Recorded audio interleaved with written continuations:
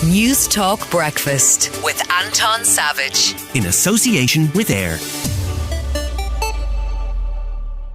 Minister for Children, Disability and Equality, Norma Foley, is bringing a memo to Cabinet to make it mandatory for employers to use the new gender pay reporting portal so as to ultimately chip away at the gender pay gap. Jennifer Keane is with us. She's founder of paygap.ie. Jennifer, will this make any difference? I mean, probably not, because the data has to be visible for it to make a difference. And as of right now, we're still waiting for the public to actually even be able to access the apparently small amount of data that was uploaded last year. And the small amount of data goes where and serves what purpose? I mean, in an ideal world, it would be public. People will be able to track it, look and see if it had changed over time, research companies that they maybe want to work for or work with. But in practice, it went into the portal. Still no one except maybe internal government people can access that data in the portal. And it also caused a bit of confusion last year because I contacted some companies myself looking for their data, as I do every year. And they told me, oh, we've already uploaded it to the portal. They didn't realize that they were still going to have to make it public because they thought they'd met their obligation by uploading it to the government portal.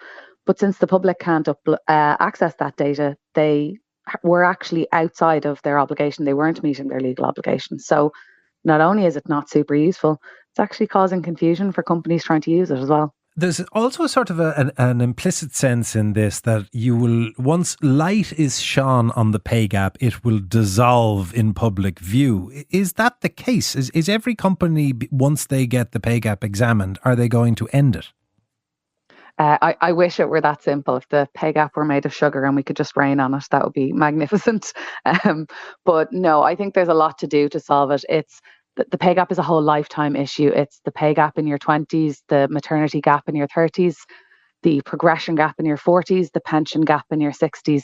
And just like not one thing causes it, not one thing is going to solve it. So we do need the light shone on it because we need to track it. We need to actually understand what Ireland's pay gap really is, what industries need work, need support, etc. So it's important that we have the data, but just having the data in and of itself isn't going to really solve the problem. It's also an area that's widely misunderstood, isn't it? There is a sense that the pay gap is about men and women being paid differently for the same work, which it very rarely is.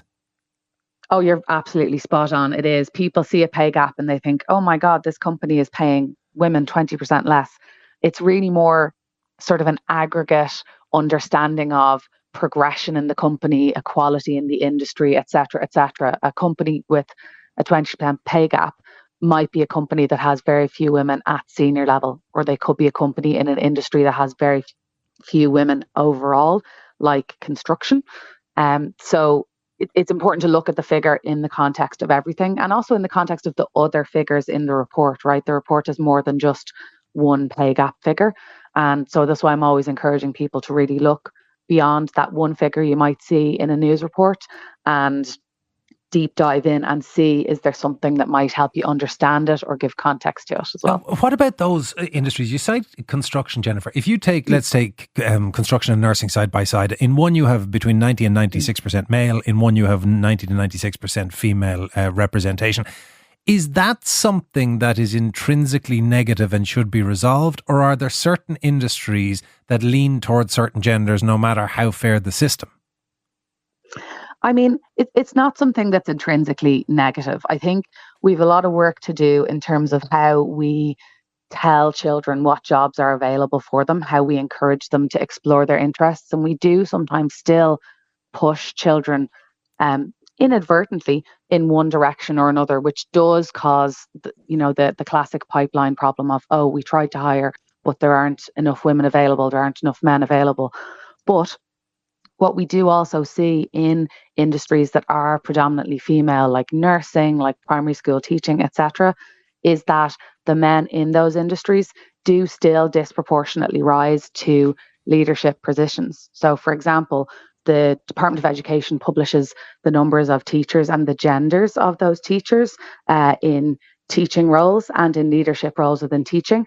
And when you break that down, men are actually 3 times more likely to be a primary school principal than women, even though women vastly outnumber. It's like 5 or 6 to 1 outnumber men in primary school teaching. So it's the pipeline problem, but it's also a reflection of who's progressing. And that's why I say you need to look at all the figures.